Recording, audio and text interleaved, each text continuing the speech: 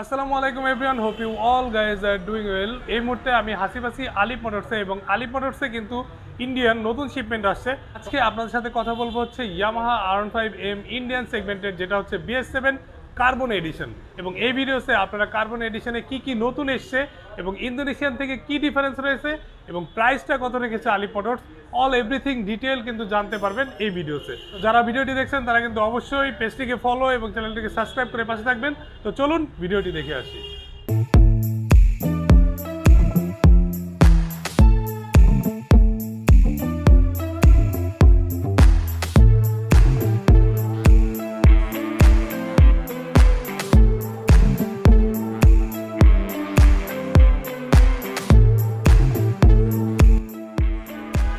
অনেক অপেক্ষার পরে R15 এর কার্বন এডিশন কিন্তু এই মুহূর্তে আলিফ মোটরসে চলে এসেছে।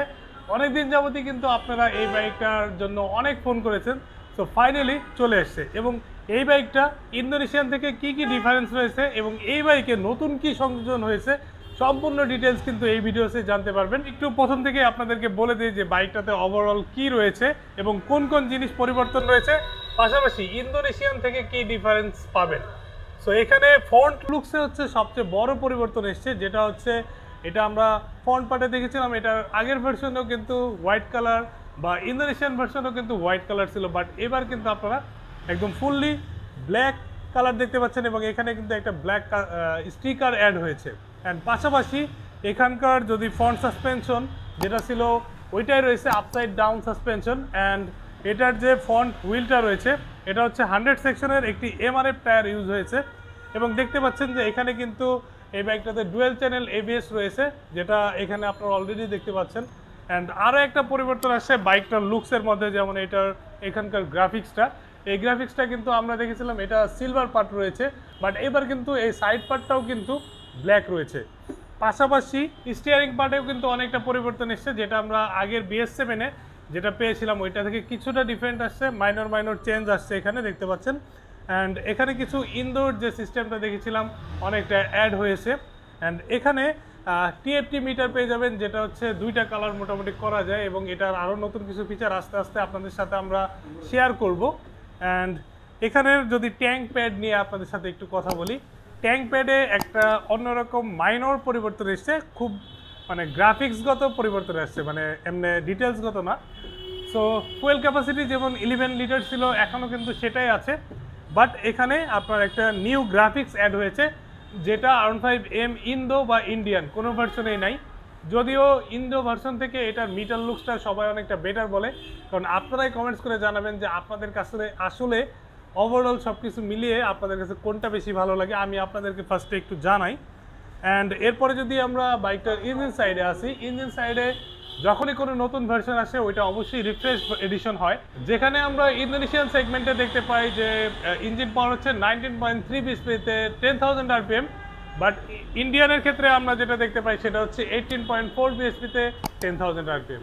সো মোটামুটি ইঞ্জিনের সব কিছুই অপরিবর্তিত রয়েছে, যেমন আপনার quick shifter, assist, sleeper class, VVA, মানে 4 ভালভ লিকুইড কোল্ড ইঞ্জিন, এগুলো সিমিলারই আছে, কোনো পরিবর্তন আসে নাই। বাট এইখানে আমরা যদি আবার একটু সিটিং পজিশনে দেখি, সিটিং পজিশনের মধ্যে আপনি হ্যান্ড ফিলে ইন্দো থেকে ইন্ডিয়ানের একটা ভেরিয়েশন পেয়ে যাবেন। অ্যান্ড ফ্রন্ট সাইডে একটা জিনিস রয়েছে যেটা হচ্ছে ইন্ডিকেটর, এবং রেয়ার সাইডের ইন্ডিকেটর, এটা কিন্তু আপনারা ইন্দোতে যেটা পান বাট ইন্ডিয়ানে কিন্তু আপনারা LED পেয়ে যাবেন, এটা একটা অ্যাডভান্টেজ বলা যায়। এবং এটার লুকসটা অনেকটা সুন্দর, কারো কাছে ভালো লাগে, কারো কাছে আবার ইন্দোটাও ভালো লাগে। সো এটার রেয়ার সাইডেও আরেকটা পরিবর্তন এসছে, যেটা হচ্ছে এই গ্র্যাব রিলটা। এই গ্র্যাব রিলটা কিন্তু এবার এসছে ব্ল্যাক কালারে, এবং এটার সাথে একটা গ্রাফিক্স রয়েছে যেটা আগেও ছিল, বাট এটার কালারটা কিন্তু এখানে চেঞ্জ হয়েছে। অ্যান্ড ইন্ডিয়ান বাইকের আরেকটা সুবিধা হচ্ছে এটার রেয়ার সাইডে আপনি একটা মাডগার্ড পেয়ে যাবেন। আর বেসিক্যালি প্রিভিয়াস ভার্সনে আমরা যে ব্যাপারটা দেখছি যে R15M এর পিছনের সাইজ হচ্ছে MRF এর টায়ার 140 সেকশনের একটি টায়ার, যেখানে আমরা ইন্দোনেশিয়ান সেগমেন্টে IRC টায়ার পেয়ে থাকি। অ্যান্ড এখানেও ABS সংযুক্ত রয়েছে। অ্যান্ড রেয়ার সাইডে আরও একটা রয়েছে, এখানে আপনার রিফ্লেকশন রয়েছে, যেটা আমরা ইন্দো সেগমেন্টে পাই না। অ্যান্ড এখানে একটা মাডগার্ড রয়েছে, যেটা আমরা ইন্দো সেগমেন্ট থেকে পাই না। সো এই হচ্ছে মূলত ভেরিয়েশন। আর বাকি ভেরিয়েশন হচ্ছে আপনি যখন রাইড করবেন, অ্যাক্সেলারেশন ওভারঅল রাইড করার পরে আপনি প্রপার একদম একটা ধারণা পেয়ে যাবেন।